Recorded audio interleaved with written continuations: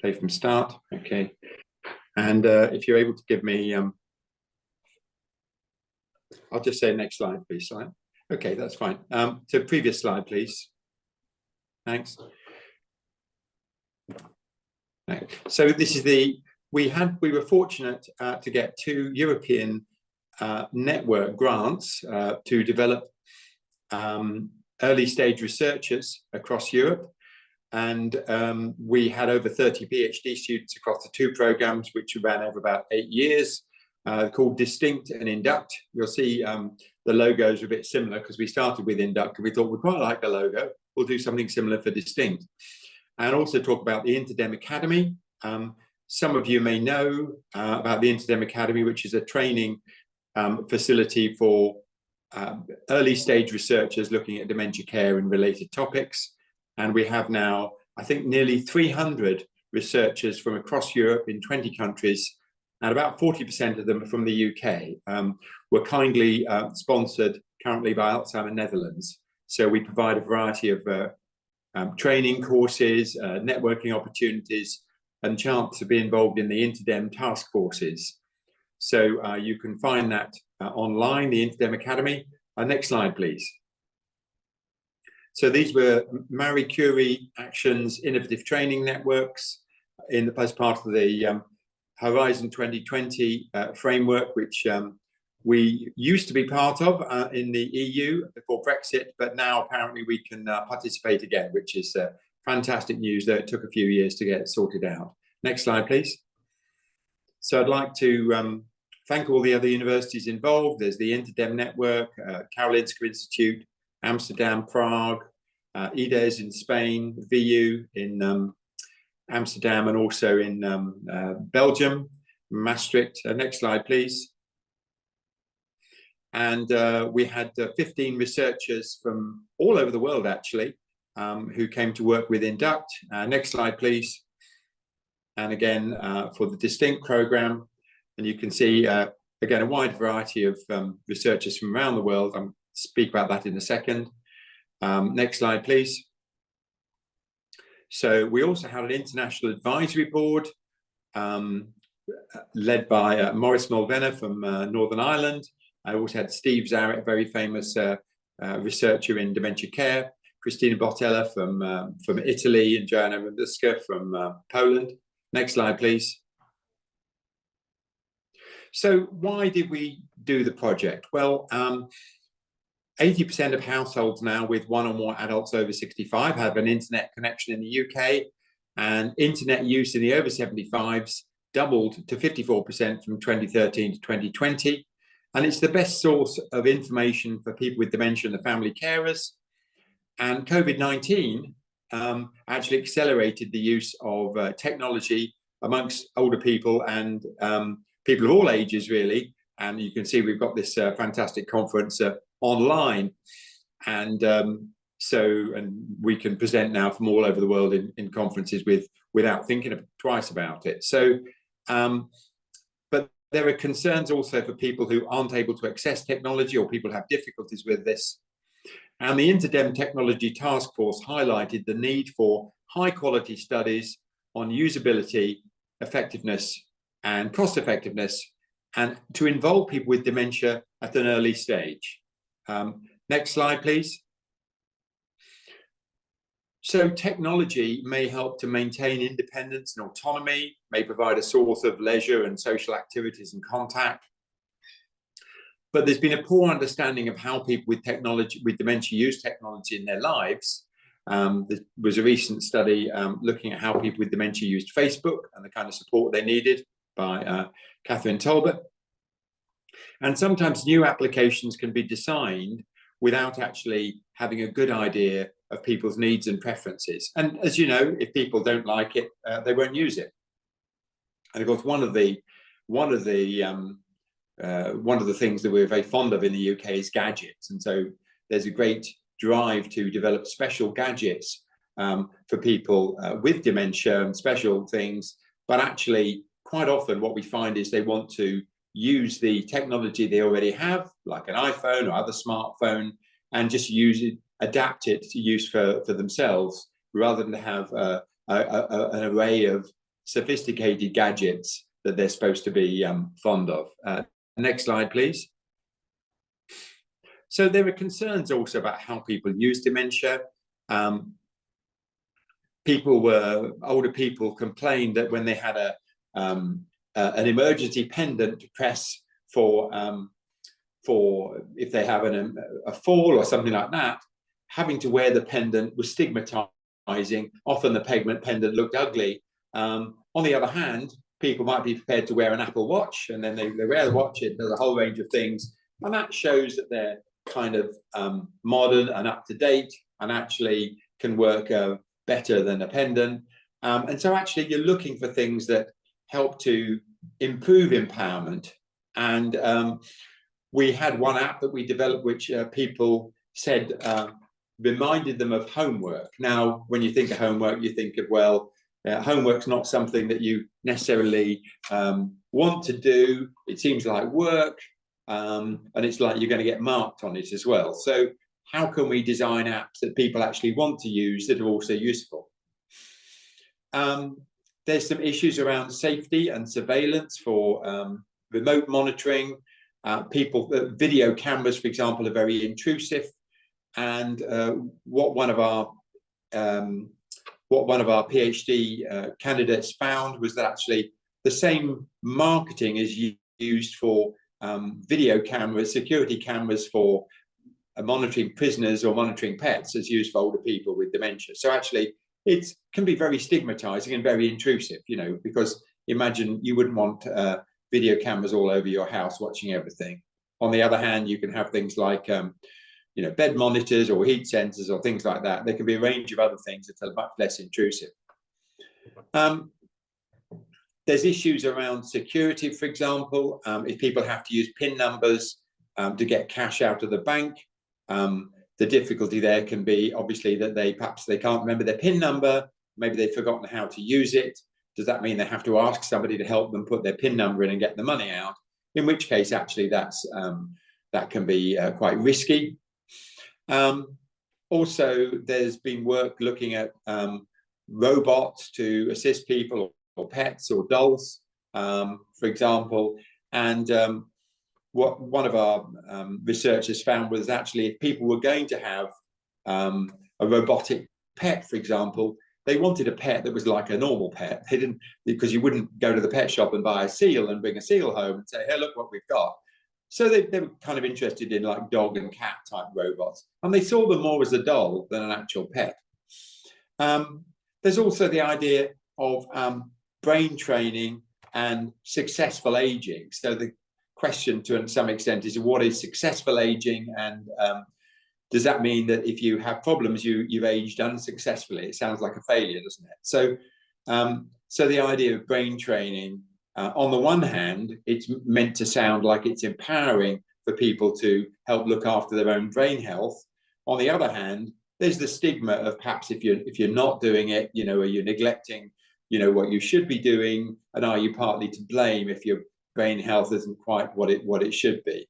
We're now in the era, of course, of the idea of prevention of dementia, and there's lots of great ideas around that. Next slide, thanks. So for the Induct program, which was our first, we had 3 main objectives, which was to get insight into the practical, cognitive and social factors to improve usability of technology. So this was to better understand how to use technology, what we could do to get people to use it. The second objective was to look at effectiveness of contemporary technology. So mainly we were not looking to invent new stuff, because there's often plenty of that going on, but actually to try and make sense of what's already out there and look at how far it's effective.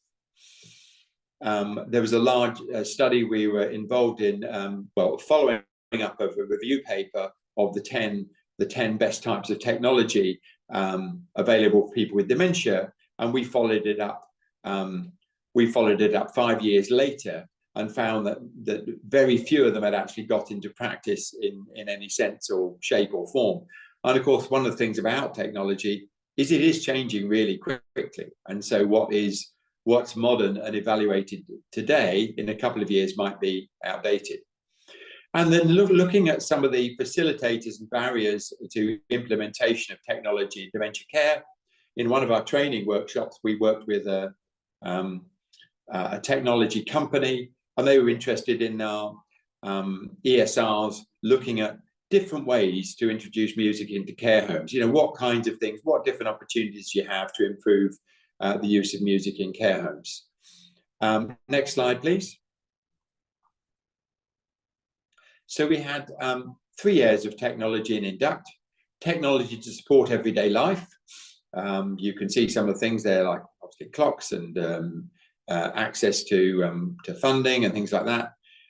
Technology to support meaningful activities. We've got things like games, and there's also extra gaming, where people actually might be on an exercise bicycle and you know, have a screen play in front of them like they're cycling through the countryside. And then there can be healthcare technology. So healthcare technology can include systematic ways of collecting data in nursing homes so they can run in a more efficient and person-centered way. Next slide, please. So we're also, for the Distinct program, we're looking at the new concept of health, so physical health, mental health, and also social health. So social health, being able to participate in society in an effective way, being able to manage your life with a level of independence, and being able to fulfill your potential and obligations towards other people and society. So the idea, this has come from Huber and BMJ 2011. So social health is a new dimension to health, which is, and the idea is that it helps you participate more properly in society. So Distinct was focused around that. Next slide, please. And so we had 3 particular work packages for Distinct. Technology to look at one's potential and obligations. That's obligations, obviously, in terms of, you know, being involved in your own healthcare, being involved in being able to manage your finances, money. Technology to help manage your life, and also technology to help you participate in social activities. And that's, you know, for example, looking at photos with family and things like that. And also social activities can be obviously online via Facebook and things like that. Thank you. So thanks to Rosemary Droz for really, really nice drawing around this to help show how everything would work.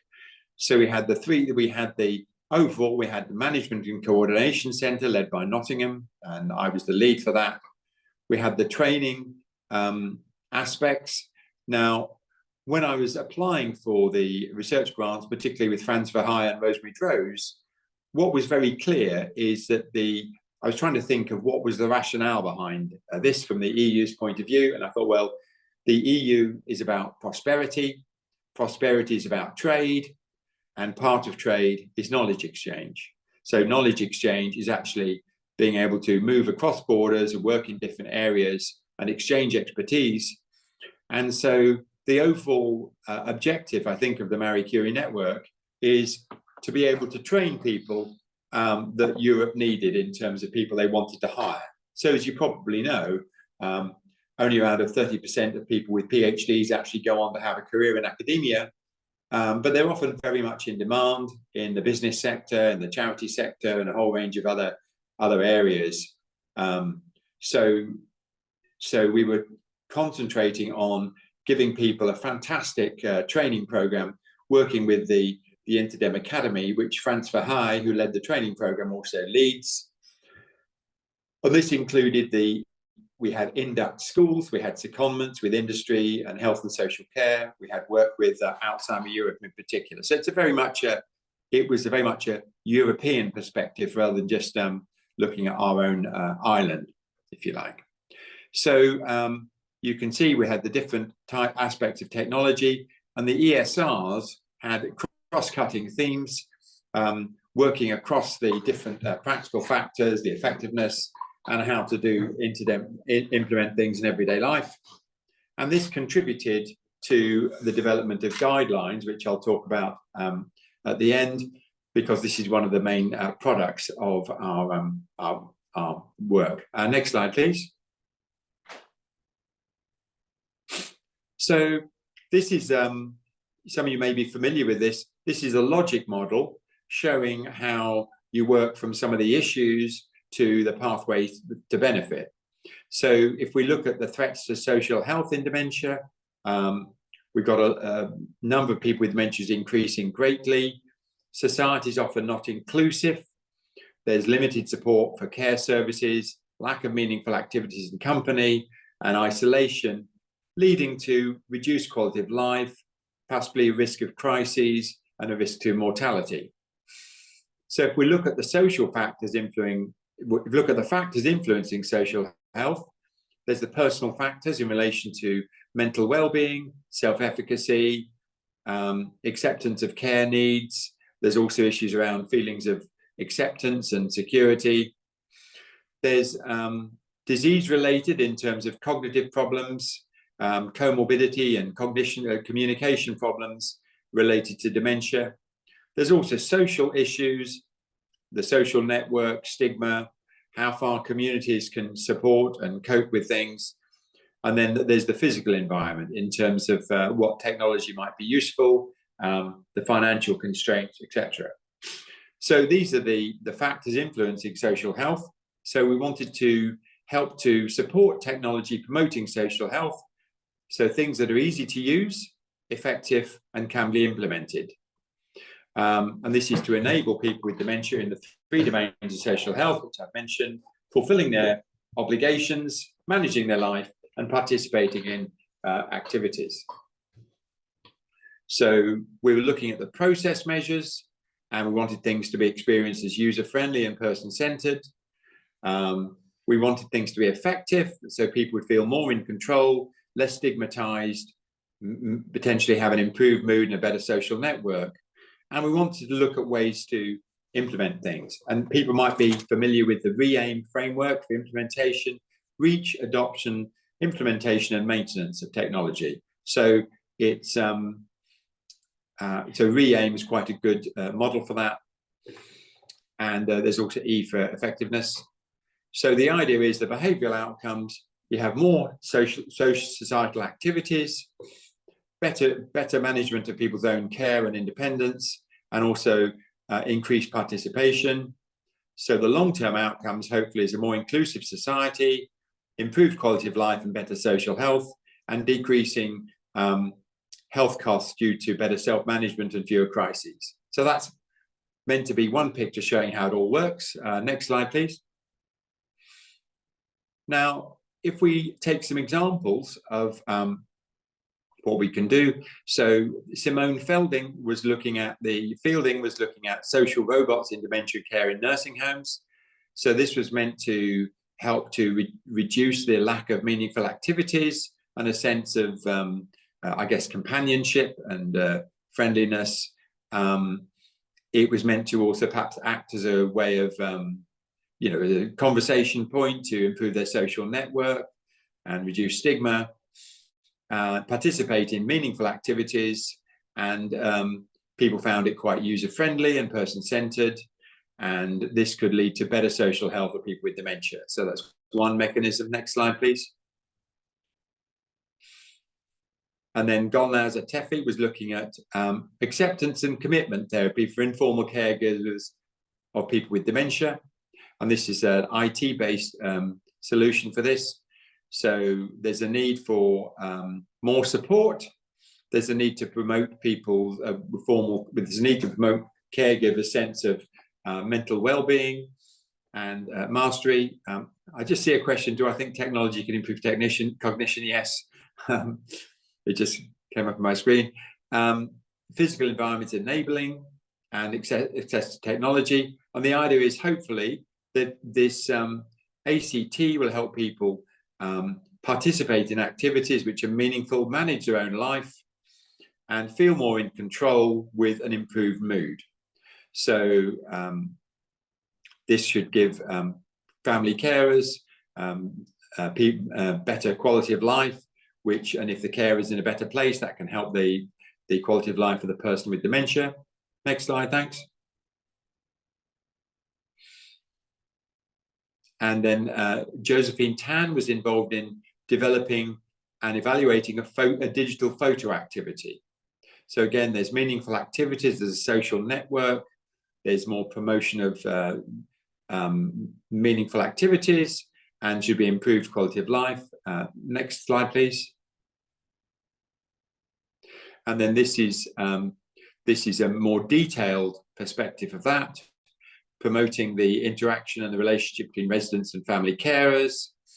Currently, the informal carers, also family carers, want to be able to do something with the person with dementia when they visit them. So the photo activity is based on interesting photos to discuss. And the idea is this led to better social relationships. Next slide, please. So overall, we had a very detailed training program, and I'm going to talk a bit about that now. And so we had local. So if we talk about 15 PhD students twice. Nearly everybody on the Induct program has finished and completed their PhD now, and most people on the Distinct program have also finished and completed their PhD and got a number of publications out of it. So there's local doctoral training. We had 5 network-wide Distinct schools, which I'll talk about, focusing on not just the research skills, but also understanding enterprise. We had the technology partners who talk about enterprise with us, understanding policy. We worked with the Alzheimer's Disease International, Alzheimer's Europe, leadership skills, but also implementation and dissemination, and working closely with people with dementia. And we worked with the European Working Group for People with Dementia. And you can see, there's a long list here, but you can see there's a wide range of skills that people learned. Some of the training applied across the board for all the ESRs, and for some of the ESRs there was specific training in relation to perhaps just one ESR or maybe a handful of them. So this is the, I guess, comprehensive approach, but beyond just the research skills. Thank you. Next slide. So we were funded to develop 5 distinct schools, and the first one was planned in Prague in March 2020, and we all know what happened then, so that had to be cancelled. But we replaced it with a number of master classes and a Q&A session. We managed to do a hybrid school in Witten in September 2020, and we added various online workshops. And if people are involved in the InterDem Academy, you know there's a variety of activities which are often free. So you can look online, and you're very welcome to sign up. We're just always welcome to get new members. And people are, if they've been in the Academy a few years, they might kind of graduate and move on to be part of InterDem proper. Next slide, please. So there's year 3 training events. We had some further distinct schools. We also worked very closely with the European Working Group for People with Dementia, which is a standing working group. We had a number of online meetings with them. Initially, we were going to meet in person, but again, because of the pandemic. And we had at least 5 ESRs were present at each of those meetings. And they brought along some issues to discuss in relation to their project, which they discussed with the European Working Group, and they were paid for their involvement, and also they developed kind of relationships with people over a period of time. Next slide, thanks.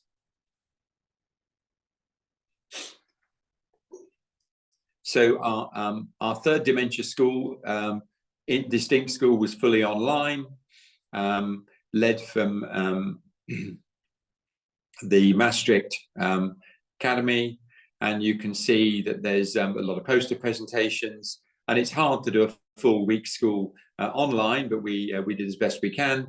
Next one, slide, please. And we got some good feedback. People were highly satisfied with the content, and the ESRs very much appreciated having the online school. We were fighting against the tide, really, with COVID, and so we tried to do as best we could. We were kind of like many organisations. We were finding our way as the right way to do it, and they said they wanted breaks in between presentations and more coffee break, longer coffee break and lunch break.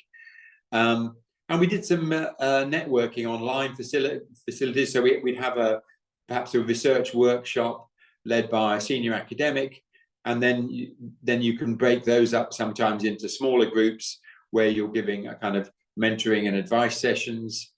And a lot of the program was actually led by the ESRs themselves in terms of what they wanted. And particularly the presentation skills and qualitative studies.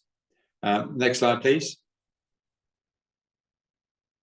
And the ESRs themselves had missed going to Prague, so they actually organised themselves a mini school. These networks are really well funded by the EU, and so we were able to also fund a mini school where quite a few of the ESRs managed to go in the Czech Republic, and that was a 3-day event.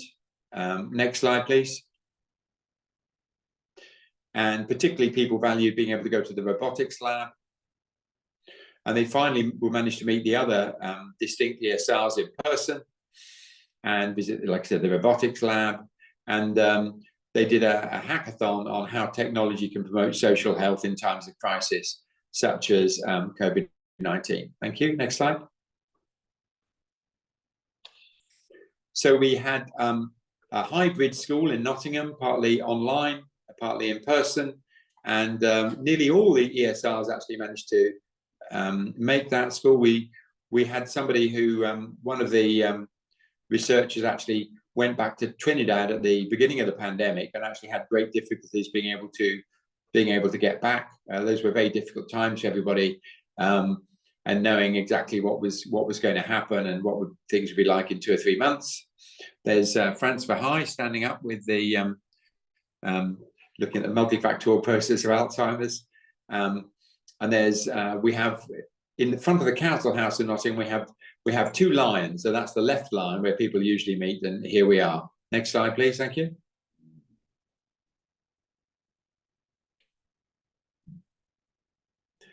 Thank you. Next slide. Okay. So,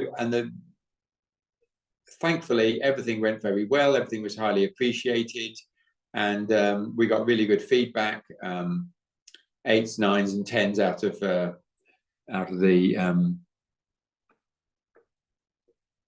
the total, which is fantastic. Next slide, thanks. And we'd usually run the distinct schools alongside an Interdem Academy school as well. So we'd use it as a facility to run an Interdem Academy school. The final one was actually in Zamora in Spain, which was fantastic. You can see we're staying in somewhere like a castle, and there's a robot there, not a participant, but showing what robotics can do. Next slide, please. And again, we've got very good feedback. Next slide, thank you. So I'm going to talk a bit about the individual ESRs now. So Wei Kui Ko was from Singapore, and she looked at social robotics and dementia care. She's based at the National University of Ireland in Galway, and she looked at the usability and impact of a low-cost robotic pet for older adults and people with dementia, and did a Delphi study looking at consensus on strategies for implementing, and did work on using pet robots in nursing homes for dementia care. And she's had, actually Wei Kui's had numerous presentations. So Ahsan Mahmoudi Aslan was from Iran, and co-authored a scoping review on assistive technology. And she was looking at a mini robot in the setting for cognitive function and social participation at home, and evaluating the effectiveness of that in a usability study. And she did a secondment at the, she was based in Spain, but she did a secondment in Amsterdam, looking at the barriers and facilitators for implementing a robot in the meeting centres. People might know the dementia meeting centres pioneered by Rosemary Droz are now available all over the world. Well, not all over the world, but in many parts of the world. And next slide, thanks. Then we had Josephine Tan, who was from New Zealand, looking at the touch-based photo activity, did an effectiveness trial in big care organizations and involved in the training of students and nurse observers. And then we had Kubra Belaz Budak, who was actually from Turkey. So one of the fantastic things about the training program is it funds people to do PhDs in European countries from all over the world. And Belize looked at social robots and communication and how far they could reduce the loneliness of people in long-term care settings. Next slide, thank you. I'm going to talk in more detail about Esther Lassetto Gerritsen, who did a PhD project, which is now, Esther's now on an NHR ARC fellowship, and she's completed a PhD, and she was looking at dementia support for young onset dementia online. So she had 2 secondments. This is with UCL, who are leaders in rare dementias, or young onset dementias, learning about the experiences of peer support facilitators and the impact of COVID-19. And she also looked at issues around implementation of online interventions and peer support in the Netherlands, in Maastricht University. Next slide, please. Now, there were some unique challenges of people with young onset dementia related to work and employment and family life. They may have older parents to look after, they may have young children to look after. Because it's rarer, people see less of it, and there's a lack of understanding around healthcare professionals. And dementia services don't always meet the needs of people with young onset dementia, because they may need extra support around work and finances. Workplaces may not understand it. And also some of the issues around having young families and being a parent with dementia trying to bring up a young family. So the benefits of peer support is you can get mutual support between people with a similar health condition or shared life experience.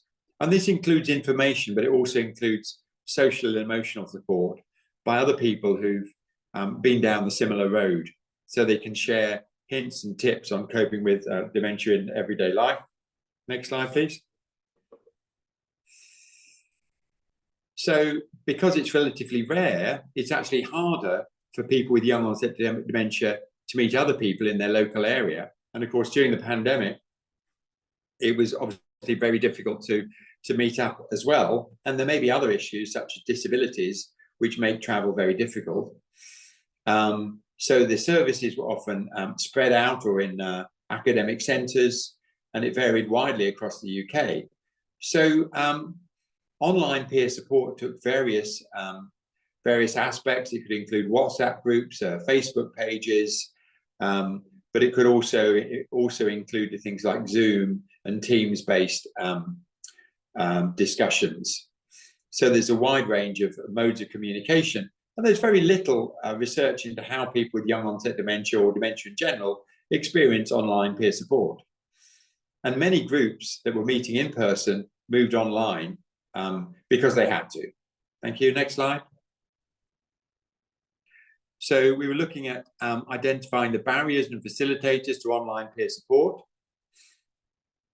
and to produce recommendations for people with young onset dementia, and then produce best practice guidance, which we've now, this is the one of the final papers we're developing from the PhD is actually the best practice guidance paper. Next slide, thanks. And next slide.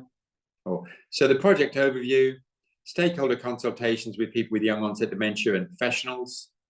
Next. Systematic review. Next. Next. Thank you. So the systematic review, we were going to do a systematic review on young onset dementia, but actually we found that there was very, very little to go on. So in the end, Esther did a systematic review on chronic neurodegenerative conditions, including ALS, multiple sclerosis and Parkinson's, and peer support involvement in that. So, and that was too big. So Esther ended up with 3 systematic reviews. Did focus groups with 20 participants and did an online survey. Next.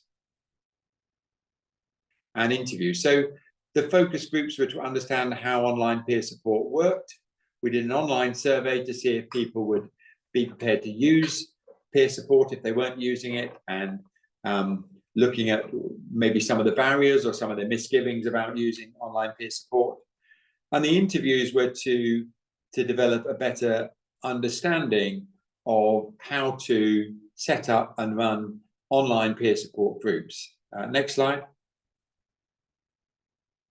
Thank you. So all this work led to doing a stakeholder consultation after the best practice guidance, the first draft, and then to the second draft with feedback, and then we've produced some final best practice guidance. Next slide.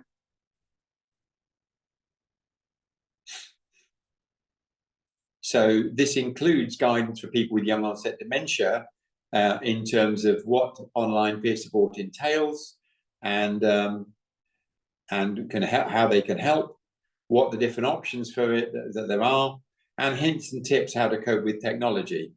One of the things is actually also about having a good group facilitator. For example, for the facilitator to actually speak to anybody before they join the group, tell them how it works. The facilitator to have some rules about how the meetings run, you know, in terms of what can be shared and what can't be shared, obviously no abuse, and look at how things are run on different platforms. And you know, the facilitator can also make sure that everybody gets a turn in speaking. And what we found with young onset dementia online peer support is, for the social platforms, people didn't necessarily always want to come along and put their camera on, and may not want to speak, but they'd want to feel they were there, and they could put messages up if they wanted to. Sometimes they wanted to speak, and sometimes they wanted to put their camera on, but it gave them different options in terms of privacy. And it was very helpful, particularly if somebody is a wheelchair user, that they could just use this wherever they are and remotely. Next slide, please. So Esther has produced quite a lot of publications in relation to this, and so if you search Gerritsen and Orrell, you'll find them. Next slide, please. So we had a number of secondments organised by Professor Lee van der Blok, who was our coordinator from Belgium. Next slide, thanks. And this is quite small in terms of detail, but you can see we had to do a mixture of online and also in-person secondments where we could. And you can see there was some secondments with we had excellent links with the World Federation of Occupational Therapy, Alzheimer's Disease International. There were secondments with technology organizations such as EU MediaNet, MindTech, the Interest Foundation, and also secondments with Alzheimer Europe, particularly working with the World Federation of, particularly working with the European Working Group. Next slide, thank you. And one thing that was very encouraged by the EU was to have the different researchers collaborating. You can see just about, you can see how much they collaborated. This might be collaborating on jointly organizing data, reviewing the literature, doing symposia, or writing papers together. David Neal did a paper which appeared in the Lancet Digital Health, commenting on new regulations for health and wellness apps. Thank you. Next slide. And there are lots of examples of publications and collaborations together. You can see some of the Heinz, Co, Atefi, Budak, Fielding, David Neal, Victoria Hull, and thank you. Next slide.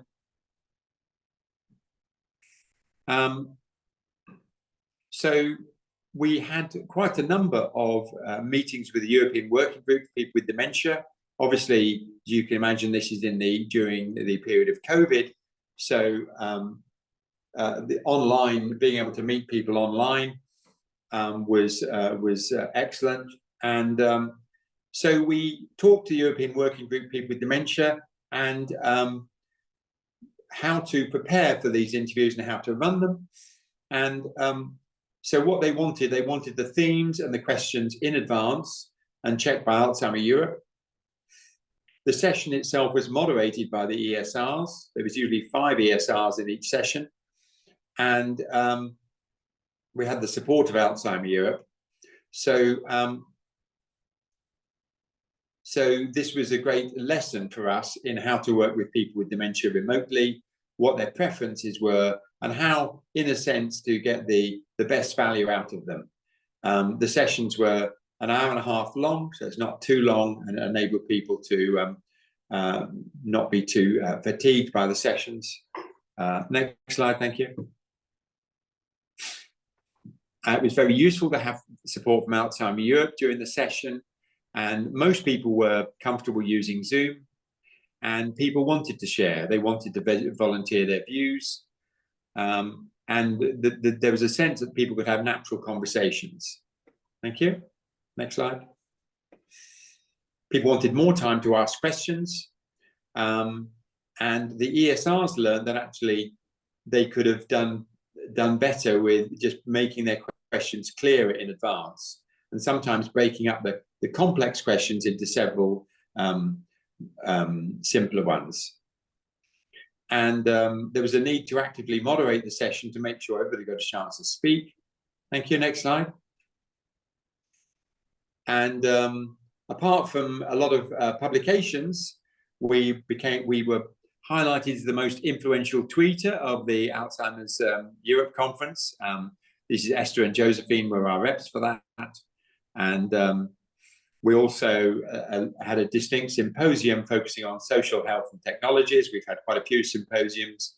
We'll be going to Alzheimer Europe again in October. So looking forward to seeing some of you there. And next slide, thanks. So the result of this was, and again led by Professor Rosemary Droz, was best practice guidance, which is available online to make the 15 induct and the 15 distinct projects useful in a practical and easy way. And there's an interactive website. And next slide, please. And you can see that if you go to Dementia Induct, and then you can find the EU guidance there. And you can see that basically this is the kind of introduction. And you can search under different factors, like factors to improve usability, looking at effectiveness, and also implementation. Next slide, thank you. And you can pick which group you're from. So you may be a researcher, you may be a technology developer, you can choose a theme, you may be a policymaker, and that allows you to search for relevant pieces of guidance in relation to what's been developed. And everything that we have on the website has a provenance. It's all got some research background, and there's each recommendation has some content in relation to an example of why we made the recommendation. Next slide, please. So you can see how it's divided up into the various themes, the different objectives you can search under. Next slide, please. And so here it's a bit small to see in detail, but this is around surveillance technology. But this is about actually the fact that surveillance technology can be used in a way like spying on people rather than just monitoring their well-being and safety. And actually, that if people are marketing products like this, they should think about what people with dementia and family carers need, and avoid stigmatizing stereotypes of frail, vulnerable people who can't do anything. So this is guidance about surveillance technology. Next slide, please. And there's more detailed pages. This is in relation to how OTs can help people with dementia to use everyday technology. And it shows some of the more detail about what the findings were. Next slide, please. And this is guidance on how to produce videos for easier use of tablets. So this is about the interface that the user had, the screen that people are looking at. Thank you. Next slide.